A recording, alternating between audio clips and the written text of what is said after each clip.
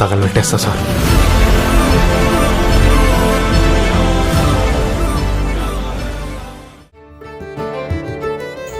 మా వాడికి ఏం పెద్ద ప్రాబ్లం ఏం లేదండి, చిన్న ప్రాబ్లమే ఉంది. పూలు అయ్యేసరికి కట్టమంటే కట్టరే.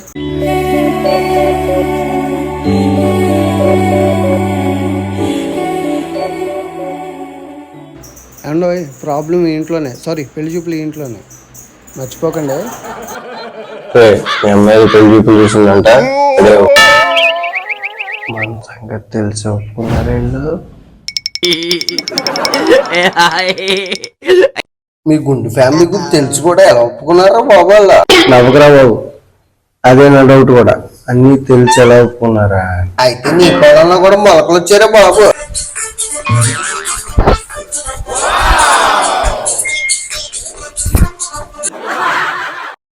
అడే మా తాత చచ్చిపోయేంత వరకు ఒక్క వింటర్ కూడా ఉండలేదంట. ఏంటాడు మీ తాత అలా ఉన్నాడేంట్రా బాబు, స్వామీజీ లాగా? మీ ఇంటి పేరు బొచ్చంతా ఆయన నెత్తి మీద ఉందిరా.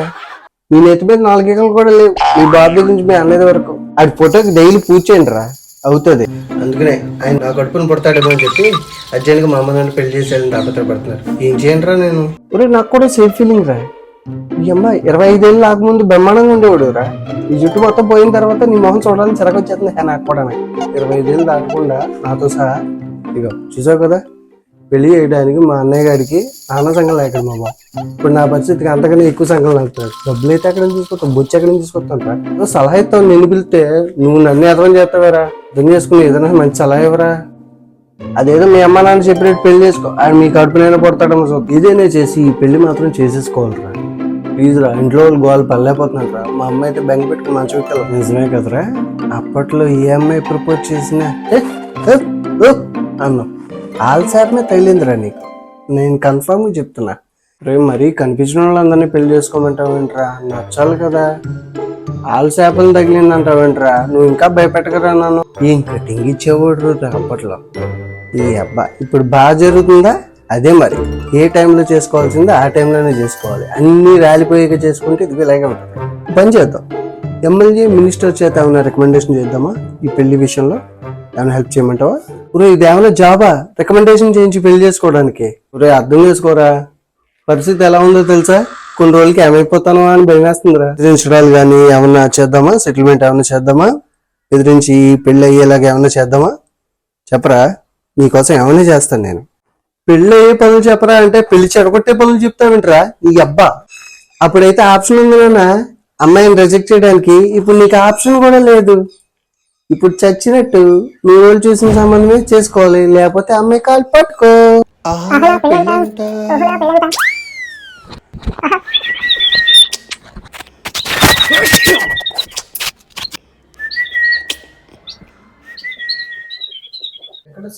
బాబు గారు నాన్నగారు ఫోటోలు పంపించారు. బట్టలు బాగుందా? బాబాయ్ హీరోలా ఉన్నావు, కొంచెం జుట్టుంటే బాగుండేది బాబాయ్. ఏంటి ఇంకా రెడీ అవ్వలేదా? అప్పట్లో ఫుల్ గా జుట్టున్న రోజుల్లో ఎన్ని సంబంధాలు చూశాను నీకు, ఒకసారి గుర్తు తెచ్చుకో. బాబు గారికి కింద పైన తెలియని రోజుల్లో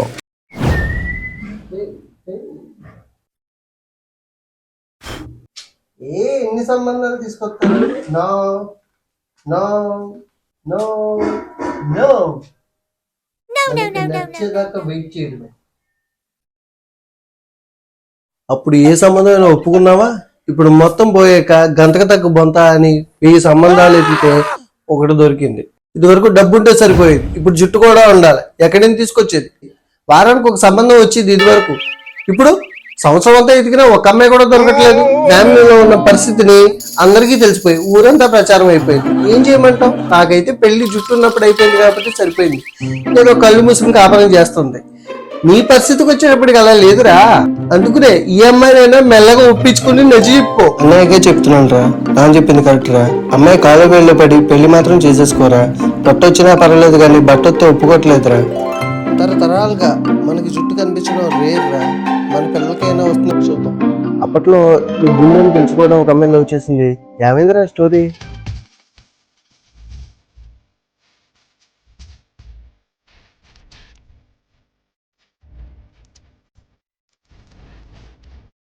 ఎలాగైనా నా జీవిత ధ్యేయం పెళ్లి చేసుకోవడం అని చెప్పి నా గర్ల్ ఫ్రెండ్ ఇంటికి పరిగెట్టుకుంటూ వెళ్ళా కుక్కలంటి పడుతున్నా. అక్కడ ఏం జరిగిందంటే ఇది మీ అక్క బాయ్ ఫ్రెండ్.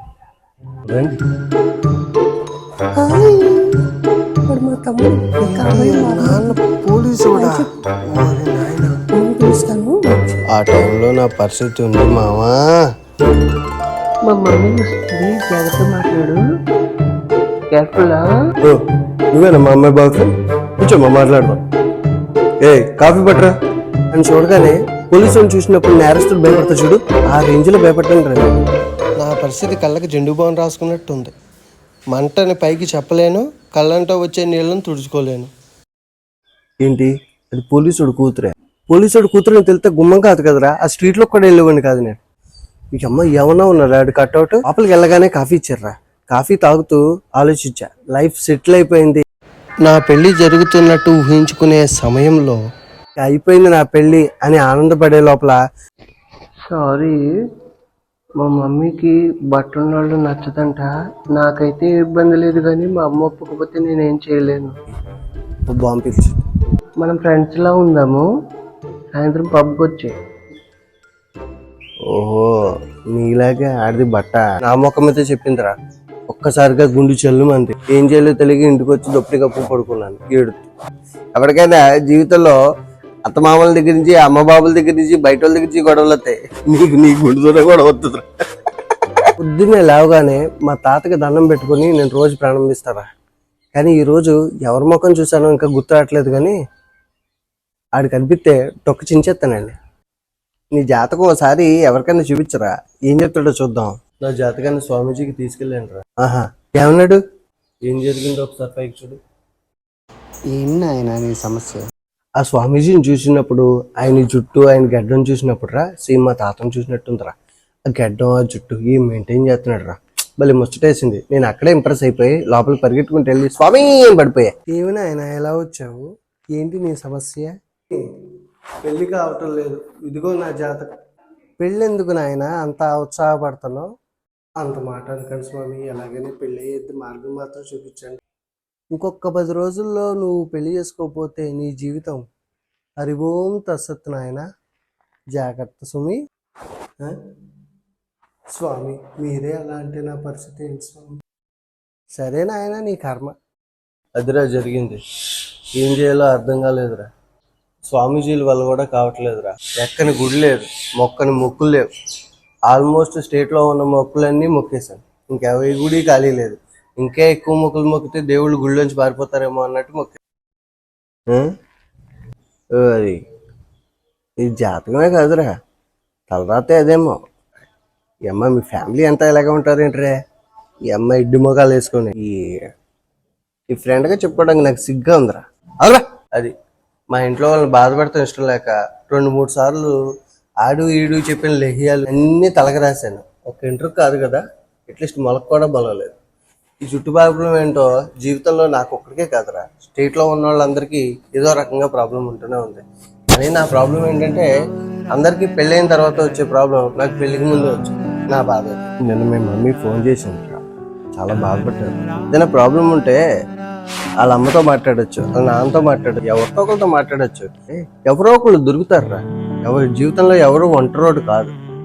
నీకు అర్థం కావట్లే. ఇంతకు తగ్గ బొంత అన్నట్టు ఏదో ఒకటి ఎవరో ఒకరు రాసే ఉంటారు. ఒకసారి ఎతుక్కుంచు, మనసుతో ఎతుక్కు, అంతేగాని డబ్బుతోనూ నీ గుండెతోనూ కాదు. నిన్ను మెచ్చేవాళ్ళు దొరుకుతారు, నిన్ను మెచ్చేటోళ్ళు, నిన్ను ఇష్టపడే వాళ్ళు కంపల్సరీ దొరుకుతారా. ఎవరి జీవితం ఒంటరిగా వెళ్ళిపోదు, తోడు లేకుండా ఎవరి జీవితం నడవదు. నువ్వు కంగారు పడకు, నీకు అంతకన్నా మంచి అమ్మాయి దొరుకుతుందేమో, బాధపడకురా.